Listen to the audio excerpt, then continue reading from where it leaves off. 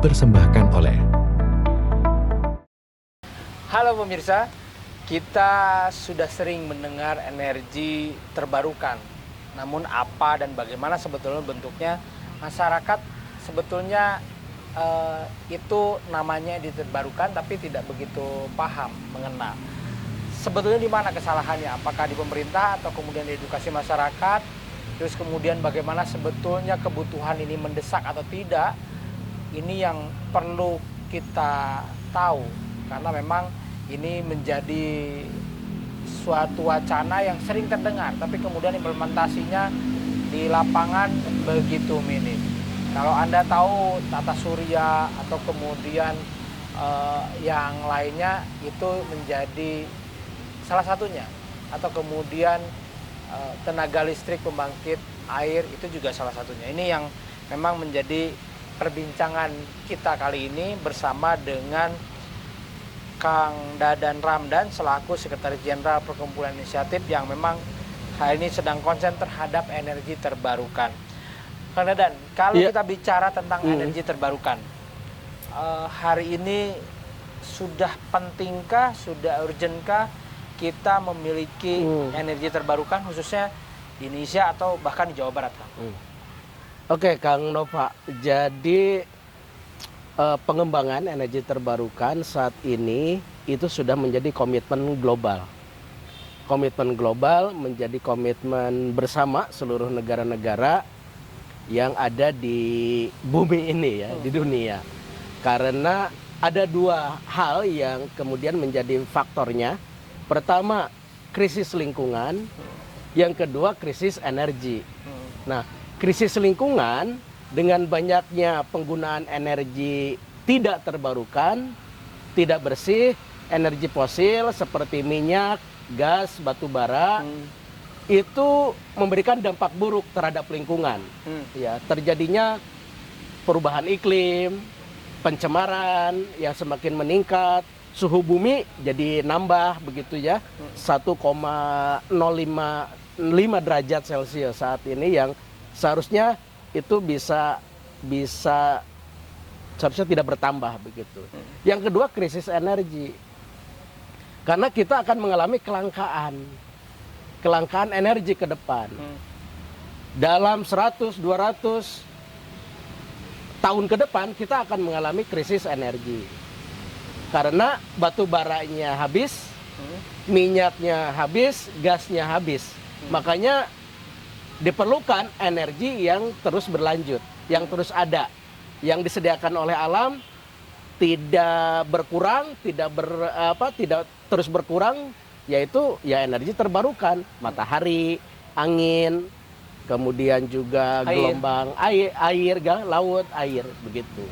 Nah, ini jadi komitmen Indonesia untuk sama-sama menjalankan agenda global itu yang dinamakan dengan transisi energi, penggunaan, produksi, konsumsi dari energi fosil ke energi terbarukan. Oke, baik. Tapi kalau secara implementasi di lapangan, Kang Dan, Indonesia ini apakah sudah salah satu yang terbaik melakukan energi terbarukan atau memang tertinggal jauh dari negara-negara lain? Nah, ini menarik.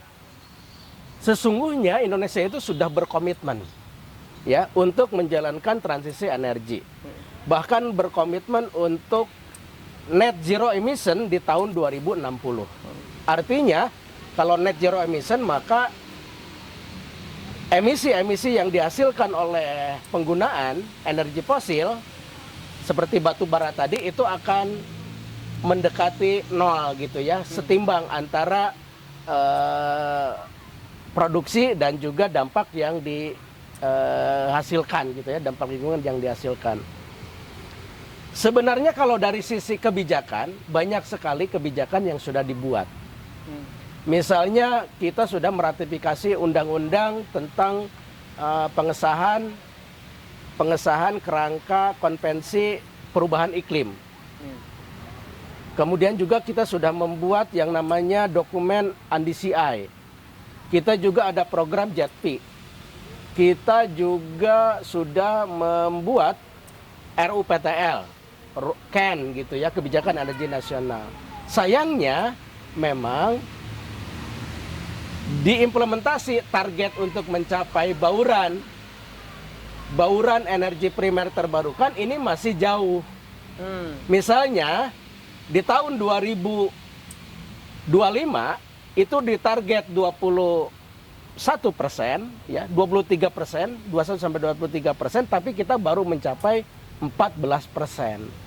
Artinya diimplementasi kita masih ada masalah begitu diimplementasinya. Dan itu tentu yang menjalankannya ya banyaknya dipengaruhi oleh kebijakan dan program-program pemerintah. Baik. Artinya memang kalau secara regulasi itu sudah ada payungnya, tapi kemudian implementasi di lapangan sulit begitu ya kan? Iya. Tantangannya apa memang sehingga itu sulit dilakukan? Tantangannya kompleks. Ya. Sangat kompleks karena ini menyangkut aspek ekonomi politik. Karena aspek ekonomi politik ini sangat mempengaruhi pada regulasi dan juga pada aspek fiskal. Nah, dari aspek fiskal misalnya, ya pemerintah belum sepenuhnya gitu ya menyediakan, mengalokasikan anggaran yang cukup untuk pengembangan energi terbarukan. Jadi kalau kita periksa dari sisi anggaran publik, dari fiskal di APBN misalnya, itu hanya 0,08%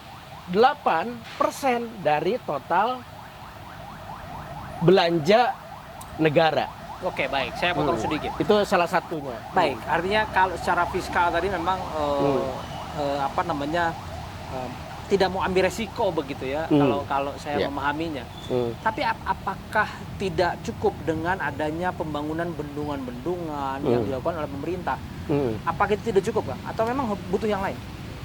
Ya, kalau tadi faktanya 14% yang tercapai bauran energi terbarukan, artinya pembangunan bendungan-bendungan PLTA skala besar itu belum cukup begitu. Belum cukup karena untuk memenuhi 23% tadi yang pemerintah targetkan, berarti harus banyak membangun infrastruktur energi terbarukan yang lainnya selain tadi air.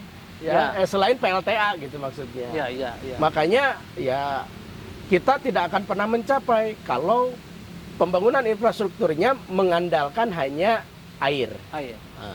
Oke, artinya potensinya besar, tapi kemudian ini belum dioptimalkan. Iya. Oke, baik. Nah, itu kita akan bahas sebetulnya potensi apa saja yang dimiliki oleh Indonesia dan terusus di Jawa Barat. Nanti di segmen berikutnya kita akan bahas.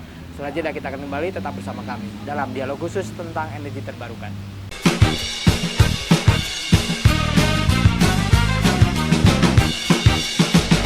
Dipersembahkan oleh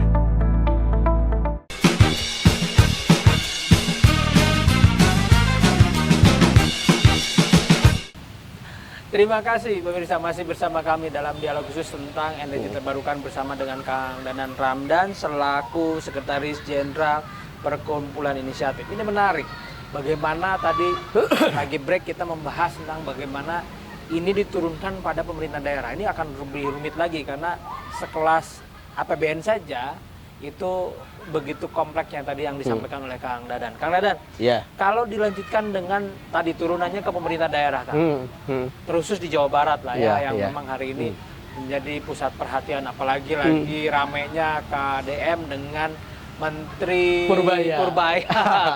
Soal anggaran. Di mana anggaran kata Purbaya ini parkir 4 sekian triliun, tapi kemudian kata KDM ada kok ini anggarannya akan digunakan. Artinya ini soal political will di sisi anggaran yang terkait dengan tadi ya fiskal dan lain sebagainya yang terkait dengan energi terbarukan. Kang, kalau di Jawa Barat melihat potensinya, apakah ini bisa dimaksimalkan atau kemudian dilakukan oleh pemerintah baik itu provinsi yang memang hari ini punya kelebihan? Karena hari ini kita tahu KDM begitu gencar pada infrastruktur begitu ya. Nah, kalau di energi terbarukan hari ini saya baca juga yang dari Perkumpulan Inisiatif mengalami penurunan atau kemudian di 2024 naik, tapi kemudian di 2025 juga menurun. Menurut Kang Dadan sendiri, antara potensi yang dimiliki dan kemudian political will yang harus dilakukan, bagaimana nih? Apakah sudah seimbang atau memang harus terus ditingkatkan? Oke. Kang Nova, Jabar itu istimewa. Oke, istimewa. Ya, Jabar itu Sesuai istimewa. slogannya. Iya. Oke.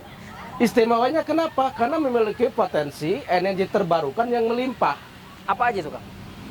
Ini catatan SDM sendiri ya, Dinas SDM. Kita memiliki 190 gigawatt sumber energi terbarukan. Dari air, angin, matahari, panas bumi. Dari sekian itu sudah terserap berapa? Atau memang sama sekali belum? Dari 190 gigawatt yang termanfaatkan baru 2%. Artinya kalau 2% dikali 196 baru 3 gigawattan yang termanfaatkan, dan itu lebih banyaknya oleh PLTA, pembangkit listrik tenaga air. Yang lainnya belum. Yang lainnya belum. Itu potensi, makanya istimewa. Yang kedua, istimewa lagi adalah kapasitas fiskal Jawa Barat itu besar. Kedua setelah DKI Jakarta. Kita rata-rata dalam 1 tahun punya keleluasaan fiskal sebesar 13 triliun. Istimewa lagi ketika kita memiliki potensi pendapatan dari sektor energi rata-rata per tahun 1,3 triliun. Dari pajak bahan bakar kendaraan bermotor dan dari DBH sektor energi. DBH minyak, DBH gas, DBH panas bumi. Itu kalau ditotalkan PAD, PBBKB dengan DBH itu 1,3. Itu luar biasa. Yang bisa digunakan untuk membangun mikrohidro, biogas, PLTS atap, PLTS gitu ya. Kemudian juga PLTPB angin. Kalau panas bumi, yaitu urusan pusat. Jadi nggak ada kewenangan pemerintah provinsi untuk mengelola panas bumi.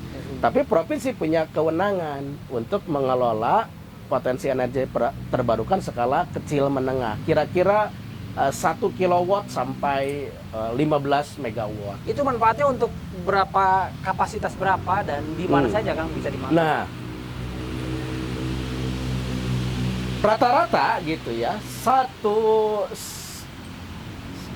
megawatt itu berarti kan 1 megawatt itu sama dengan 1 juta ya, 1 juta watt ya. Rata-rata penggunaan energi di pedesaan itu sekitar 1000, artinya bisa untuk 1000 kakak. Bisa 1000 kakak, artinya itu bisa untuk 1 desa, 1 kampung begitu ya. Kemudian bahkan kalau sudah mencapai 30 megawatt itu bisa untuk 1 kecamatan. Ada tidak satu kawasan atau satu daerah, 1 kecamatan atau 1 kelurahan atau 1 desa yang memang sudah melakukannya? Banyak di Jawa Barat. Karena kita melakukan penelitian. Ya. Nah, misalnya di Sukabumi, mikrohidro, energi dari mikrohidro itu bisa digunakan untuk 500 kepala keluarga. Kemudian di Tasik gitu ya, kemudian di Subang, kemudian juga di Bogor. Nah, dari mini hidro itu bisa untuk dipakai untuk digunakan untuk kebutuhan rumah tangga, apakah itu penerangan dan yang lainnya, itu bisa untuk 1 desa dan yang lainnya. Bahkan bukan hanya untuk kebutuhan rumah tangga gitu, tapi untuk kebutuhan produktif, usaha produktif. Hasil kajian kita di Karawang, ya, di Karawang itu sudah ada PLTS atap, yang dikelola oleh kelompok wanita tani yang usaha keripik, singkong. Dengan menggunakan sumber energi atap, dia sudah tidak bergantung lagi kepada listrik PLN untuk produksinya, untuk pengolahan, untuk pengeringan, untuk bahan bakar dan sebagainya, mengandalkan dari PLTS atap. Dan itu memberikan keuntungan bagi kelompok usaha wanita tani tadi di Kecamatan Jatisari, Kabupaten Karawang. Itu salah satunya. Artinya begini, pemerintah kita bisa menstimulus itu untuk semua desa ataupun kecamatan ataupun kelompok masyarakat yang memang mau. Begitu, kurang lebih. Betul. Jadi dengan potensi fiskal yang besar tadi, apalagi kalau gubernur mau mengalokasikan pendapatan energi, sektor energi untuk energi terbarukan, tadi 1,3 triliun, katakanlah 50% dipakai untuk itu, sangat mungkin, sangat bisa gitu. Gubernur sendiri kan bilang bahwa pendapatan dari transportasi akan digunakan untuk jalan. Nah, kita bisa dorong dari bahan bakarnya kembali ke energi. Bukan ke jalan begitu. Jalan oke dari pajak kendaraan bermotor. Ya. Tapi PBBKB-nya untuk pengembangan energi terbarukan skala kecil dan menengah, baik bagi penyedia maupun bagi pengguna. Dan luar biasa di kita banyak startup yang bergerak di pengembangan energi terbarukan, swasta maupun koperasi maupun kelompok masyarakat. Termasuk di Mikrohidro ada Asosiasi Hidro Bandung. Nah, bagi penyedia si fiskal tadi, potensi tadi coba dipakai untuk memberikan dukungan itu. Nah, bagi pengguna UKM juga bisa didorong untuk menggunakan energi terbarukan. Misalnya UKM Keripik, kuliner, keripik, digital, kemudian juga pertanian. Ya. Kan ada penggilingan padi ya di perdesaan tuh. Nah, itu bisa menggunakan itu ya? Bisa menggunakan PLTS atap. Okay. Atau ada atau ada potensi mikrohidro, bisa menggunakan mikrohidro. Oke, ini yang cukup menarik, pemirsa, bagaimana sebetulnya ini tinggal didorong saja dengan kemampuan fiskal tadi untuk menstimulus masyarakat. Karena yang saya pahami adalah ini soal masyarakat yang belum tahu dan pemerintah tidak mau memberitahu lah, sebenarnya begitu. Ini yang akan kita bahas di segmen berikutnya, bagaimana ini bisa menjadi sebuah terobosan ke depan, bisa menggunakan energi terbarukan. Tetap bersama kami, kita akan jeda setelah yang satu ini.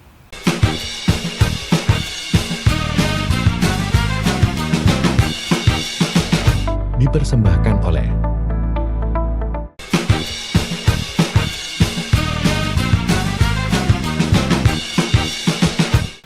Terima kasih pemirsa, masih bersama kami dalam dialog khusus tentang energi terbarukan bersama dengan Kang Dadan Ramdan selaku Sekretaris Jenderal Perkumpulan Inisiatif. Nah, kita lanjutkan, Kang. Iya. Soal bagaimana dampaknya dan bagaimana sebetulnya step-stepnya agar masyarakat bisa melakukan ini atau kemudian bisa mempunyai energi terbarukan untuk energinya, kebutuhan energinya. Tahapannya apa yang harus dilakukan? Kan masyarakat biar tahu dulu, atau kemudian masyarakat biar melek dulu, kemudian punya kesadaran, akhirnya membangun, baik itu secara swadaya atau kemudian stimulus oleh pemerintah. Apa saja yang harus dilakukan, baik itu dari pemerintah atau dari masyarakat? Kang Nova, paling tidak ada 5 pihak ya yang harus berperan, berkontribusi dalam transisi energi atau pengembangan energi terbarukan ini. Termasuk juga di Jawa Barat, yaitu pemerintah, akademisi, pelaku usaha, media, dan masyarakat. Nah, kita ambil yang masyarakat ya. Nah, saya kira untuk di masyarakat peran yang bisa dilakukan itu pertama kita harus meningkatkan pengetahuan kita terkait dengan energi terbarukan. Ya, harus belajar gitu ya terkait dengan bagaimana teknologi energi terbarukan seperti apa. Dan itu sudah dimulai dengan apa yang dilakukan oleh Perkumpulan Inisiatif.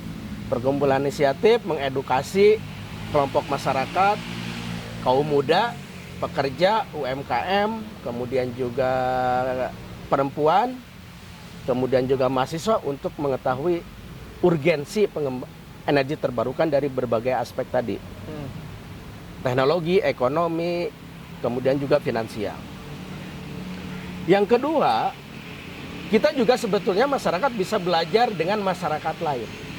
Karena banyak masyarakat di Jawa Barat, kelompok masyarakat yang sudah mengembangkan energi terbarukan. Kalau kita jalan-jalan ke Indramayu, petani Indramayu itu sudah terbiasa kalau menjaga sawahnya tengah malam, itu pakai panel surya yang dibuat sendiri oleh mereka, dirakit sendiri. Kalau kita jalan-jalan ke Gunung Wayang, ke perbukitan, mereka menggunakan kincir air untuk penerangan. Dari kincir air jadi penerangan. Tadi di Karawang, tadi di Sukabumi, ya, di Tasik. Jadi sumber-sumber belajar terkait dengan energi terbarukan, terutama skala kecil, itu sangat banyak. Tidak harus kita ngomong skala besar, karena itu membutuhkan investasi yang cukup besar, begitu. Justru yang harus dilakukan itu tadi pengembangan energi terbarukan skala kecil. Dampaknya kan, ketika memang ini komprehensif dilakukan oleh semua kalangan, yang tadi 5 elemen ini bersatu padu bisa mengimplementasikan ini, apa sih dampaknya yang bisa Paling tidak ada 3 dampak. Baik. Ya. Pertama, dampak lingkungan. Pengembangan energi terbarukan pasti akan mengurangi tingkat pencemaran. Baik. Pak, ya. Yang selama ini kalau kita lihat IKLH di Jawa Barat saja itu cukup besar begitu. Selalu indeks kualitas udara itu terus meningkat. Nah, itu bisa dikurangi. Ya. Karena industri sudah menggunakan energi terbarukan, pabrik-pabrik sudah menggunakan energi terbarukan, kelompok-kelompok UMKM juga sudah menggunakan energi terbarukan. Itu akan mengurangi dampak emisi, emisi karbon gitu ya, partikulat, S2, kemudian karbon dioksida, karbon monoksida, dan yang lainnya. Itu dampak terhadap lingkungan, kualitas lingkungan akan lebih baik. Dampak ekonomi jelas, bagi pelaku usaha, terutama usaha kecil menengah yang bergerak di penyediaan energi terbarukan akan terus tumbuh. Terus tumbuh dan akan memberikan manfaat secara ekonomi bagi para pelaku usaha di penyedia energi terbarukan skala kecil dan menengah. Tentu ini juga akan berdampak bagi dukungan bagi para pelaku usaha kecil yang menggunakan energi terbarukan itu sendiri. Jadi kita sudah tidak tergantung lagi pada PLN. PLN mati listriknya karena kita sudah bikin tidak terintegrasi atau karena terpisah-pisah, maka kita tidak terpengaruhi oleh matinya listrik dari PLN, akan terus berjalan karena energinya sudah disediakan sendiri. Nah, dampak fiskal dengan semakin tumbuhnya ekonomi tadi, lingkungan tadi, maka biaya yang harus dikeluarkan untuk mengurangi dampak lingkungan dari fiskal pemerintah pusat maupun daerah akan berkurang. Ya. Sementara pendapatan dari energi terbarukan akan terus meningkat. Nanti ada pajak, ada PNBP dari penggunaan energi terbarukan itu sendiri. Baik. Untuk KDM, untuk pemerintah provinsi, apa yang harus dilakukan? Untuk KDM, sebenarnya kalau kita rujuk RPJPD, Rencana Pembangunan Jangka Panjang Daerah Jawa Barat 2025-2045 sudah mengarus utamakan, sudah memiliki keberpihakan terhadap pengembangan energi terbarukan. Nah, seharusnya ini yang diturunkan ke dalam RPJMD-nya KDM, masa KDM 2025-2029. Diturunkan lagi ke dalam RKPD, Rencana Kerja Pemerintah Daerah Tahunan. Jadi kita sih berharap KDM untuk memastikan Jabar istimewa. Bagaimana memasukkan keistimewaan potensi energi terbarukan yang ada di Jawa Barat sebagai program prioritas pembangunan daerah dalam 5 tahun ke depan atau dalam 4 tahun ke depan masa dia gitu. Karena ini sangat mendukung pada perbaikan lingkungan, selaras juga dengan komitmen dia terhadap perbaikan lingkungan hidup. Yang kedua, tadi pada pencapaian target bauran energi primer dari sumber energi terbarukan, dan yang ketiga untuk tumbuhnya usaha-usaha yang lebih hijau, usaha-usaha yang nanti para pelaku usaha baik industri besar maupun industri kecil dan menengah untuk lebih aware lagi terhadap lingkungan hidup. Oke, Itu yang baik. ingin kita dorong. Dan satu lagi, tingkatkan anggaran. Ya, tingkatkan anggaran ataupun alokasikan pendapatan sektor energi yang besarnya mencapai 1,3 triliun tadi, sebagian untuk pengembangan untuk belanja pendanaan energi terbarukan skala kecil dan menengah di Jawa Barat. Itu saja sih. Oke, yang ingin baik. kita dorong. Terima kasih Kang Dadan. Terima Iya. kasih saudara sudah bersama kami membahas tentang energi terbarukan. Ini penting karena menjadi energi hijau ke depan. Kita tahu tadi Kang Dadan sampaikan 100 tahun akan habis. Ketika memang ini sudah habis, kita sudah tidak bisa apa-apa lagi ketika memang ini belum disiapkan dari hari ini. Kita akan kembali pada momen-momen tertentu membahas tentang apapun itu tentang update di Jawa Barat, dan kita akan juga bagaimana menginformasikan apa yang disampaikan oleh Kang Dadan tadi juga sudah cukup banyak. Terima kasih atas kebersamaannya. Sampai jumpa.